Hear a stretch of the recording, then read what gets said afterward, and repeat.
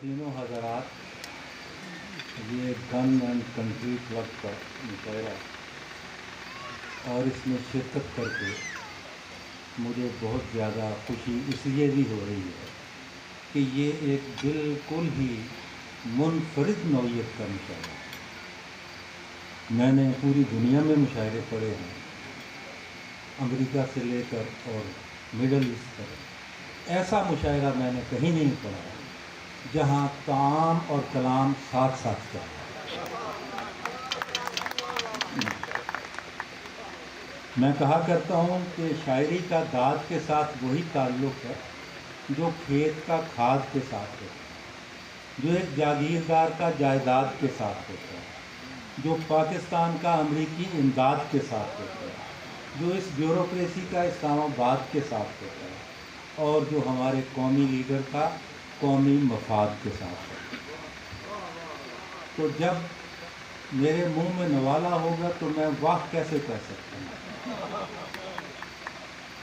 میں نے عرض کی کہ میں نے بہت مشاعرے پڑھے، بہت مشکل مشاعرے بھی پڑھے، لیکن اتنا مشکل مشاعرہ میں نے آج تک زندگی میں نہیں پڑھا۔ میں نے ایسے مشاعرے بھی پڑھے جہاں تمام منسٹر اور بیوروکریٹ، اور میں خود بھی اسی قبیلے سے تعلق رکھتا ہوں، جہاں تمام منسٹرز، بیوروکریٹس، ان کی بیگمات بیٹھی ہوئی تھی اور مشاعرہ ہو رہا تھا، انہوں نے اپنی آنکھیں وائبریشن پہ لگائی ہوئی تھیں لیکن ہونٹ سائلنٹ پر لگائی ہوئی، وہ بھی دیکھا۔ لیکن بہرحال آج کا مشاعرہ مجھے بالکل ہی منفرد لگا ہے۔ میں شاعر ہوں اور شاعر ہمیشہ سچ بولتا ہے۔ میں شاعر ہوں اور شاعر ہمیشہ سچ بولتا ہے، بالکل اسی طرح سے جیسے ملزم کے گواہ عدالت میں جج کے سامنے سچ بولتے ہیں۔ آپ کو ایک قطعہ سنا کے تھوڑا سا سناؤں گا، چونکہ صورتحال بالکل مختلف طرح کی ہے، لیکن کوشش کرتا ہوں۔ ایسا مشاعرہ مجھ سے پڑھا نہیں جایا کرتا، لیکن پھر بھی پرانا قطعہ سناتا ہوں جو میں نے اپنی نوجوانی کے زمانے میں لکھا تھا، 2-3 مہینے ہو گئے ہیں اس بات۔ ادھر ناکے پہ ناکہ چل رہا ہے، ادھر ناکے پہ ناکہ چل رہا ہے، ادھر ڈاکے پہ ڈاکہ چل رہا ہے، ادھر منصوبہ بندی کے ہیں چرچے، ادھر کاکے پہ کاکا چل رہا ہے۔ Here heaps of post after post, there reaps of plunder after plunder. Here claims of family planning and there cries of baby's thunder. میں نے آپ کو انگریزی میں اس لیے سنا دیا ہے کہ شاید بعض لوگ اردو نہیں سمجھ پاتے، ایسی بات نہیں ہے۔ یہ جیسی میں نے انگریزی بولی ہے، یہ پورے ہمارے ملک کو انگریز میں اور انگریزی میں وقت ڈالا ہوا ہے۔ تو جو میں نے انگریزی بولی ہے وہ کچھ ٹھیک ہوگی یا نہیں ہوگی، لیکن ہماری انگریزی کا حال یہ ہے کہ جیسے میں نے ایک بچے سے پوچھا کہ بیٹے اگر کسی کو کہنا ہو ادھر آؤ تو انگریزی میں کیا کہیں گے؟ اس نے کہا میں کہوں گا کم ہے، چھوٹا بچہ تھا۔ میں نے کہا اگر کہنا ہو ادھر جاؤ تو کیا کہیں گے؟ کہنے لگا میں ادھر سے جا کے کہہ دوں گا کم ہے۔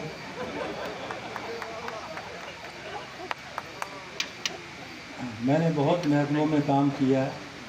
اردو کے نفاذ کا جو ادارہ ہے مقتدرہ قومی زبان، 13 سال وہاں بھی رہا ہوں۔ تو ہمارا جو انگریزی کا کل وکیبلری ہے وہ 300 الفاظ سے زیادہ نہیں ہے جس پہ ہم انگریزی بولتے ہیں، سارا کچھ کرتے ہیں۔ تو بہرحال لمبی بات ہو جائے گی۔ میں آپ کھانا کھا رہے ہیں، بہت اچھا کر رہے ہیں، کیونکہ کھانے سے پاکستان میں کسی کو کوئی منع نہیں کر سکتا۔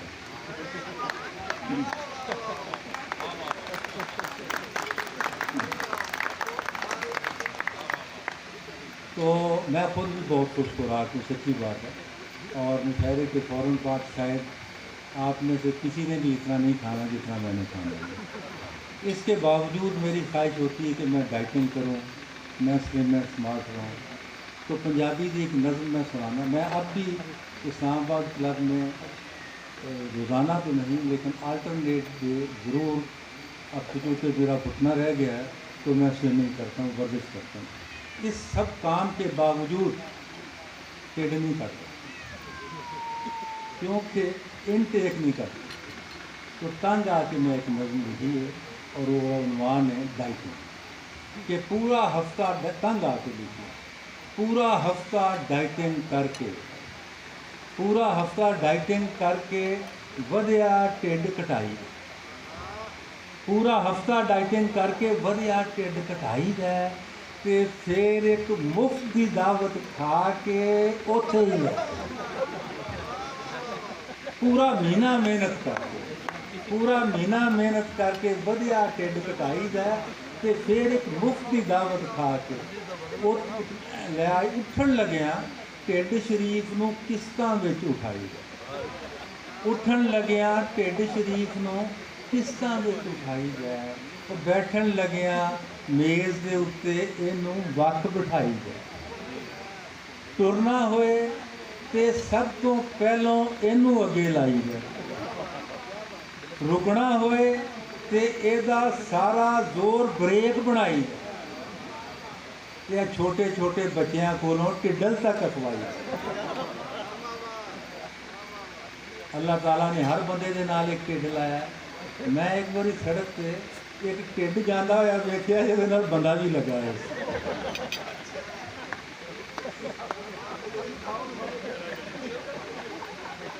छोटे छोटे बच्चों कोलों ढिडल तक अखवाई दा और छाती दे नाल छाती दी थां ढिड नाल ढिड मिलाई, छाती दे नाल छाती दी थां ढिड नाल ढिड मिलाई दा।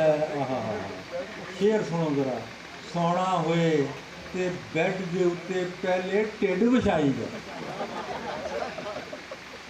सौना होए ते बैड दे उत्ते पहले ढिड विछाई दा और नहा के ढिड नचोड़ी दा ते धुप्पे सुकने पाई दा, नहा के ढिड नचोड़ी दा ते धुप्पे सुकने पाई दा, ते 15 मरले दे इस घेर नूं वेख के जद घबराई दा, 15 मरले दे इस घेर नूं वेख के जद घबराई दा, उसे वेले कार च बैठ के पैदल सैर नूं जाई, उसे वेले कार च बैठ के पैदल सैर नूं जाईदा।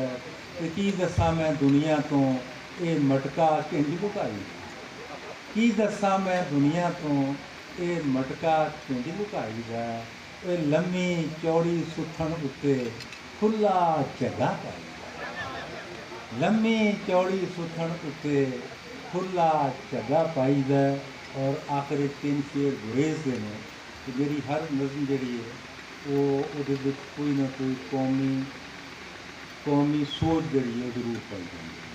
ये नज़म जैसे का ठसान नहीं सी, हुण सोचण लई है कि की दसां मैं दुनिया तो ये मटका किंज लुकाई जाए, लम्मी चौड़ी सुथन उत्ते खुला झग्गा पाई जाए, कि सच पूछो तो मेरा नहीं है टेढ़े नौकरशाही, सच पूछो तो मेरा नहीं है टेढ़े नौकरशाही गए, किधरे 21 ग्रेड गए तो किधरे पूरे 22,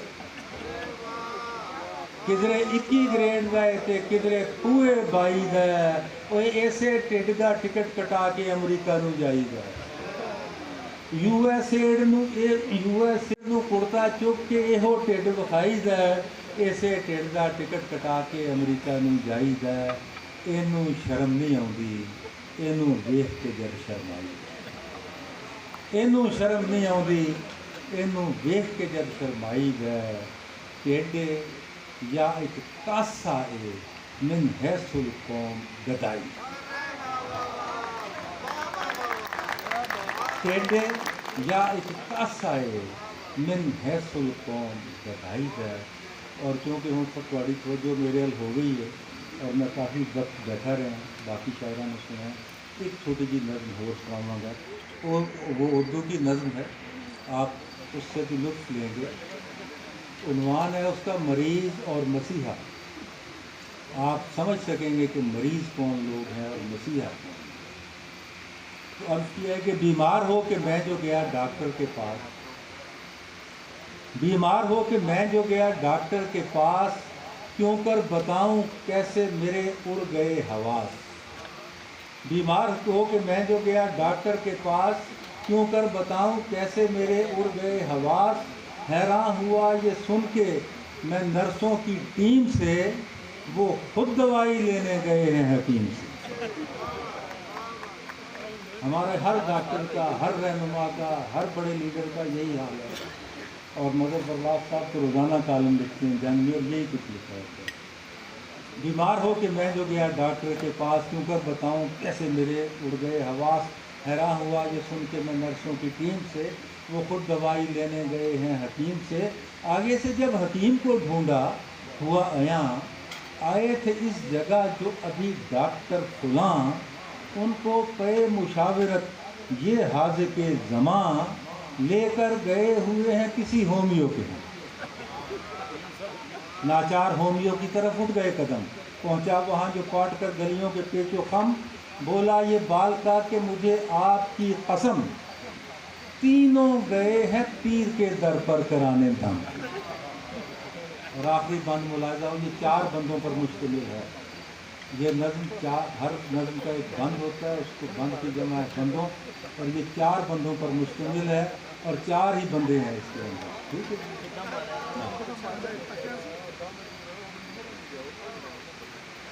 کہاں تک ہنستے ہوئے جو پہنچا میں، پھر آخری بند ہے کہ تینوں گئے ہیں پیر کے گھر، ہنستے ہوئے جب آخری بند ہے، ہنستے ہوئے جو پہنچا میں پھر پیر جی کے گھر۔ تینوں کھڑے ہوئے تھے وہاں گلی میں پکڑ کے سر، سن کر مرید خاص بڑے ڈاکٹر کا نام، بولا پکڑ کے گھٹنوں کو از راہ احترام، تھا پیر جی کو رات سے سر درد ما زکام، سو چھوڑ کر ادھورا یہاں اپنا فیض عام، سو چھوڑ کر ادھورا یہاں اپنا فیض عام، وہ آپ کے مطلب پہ گئے ہیں ابھی۔ بہت شکریہ جناب، بہت شکریہ۔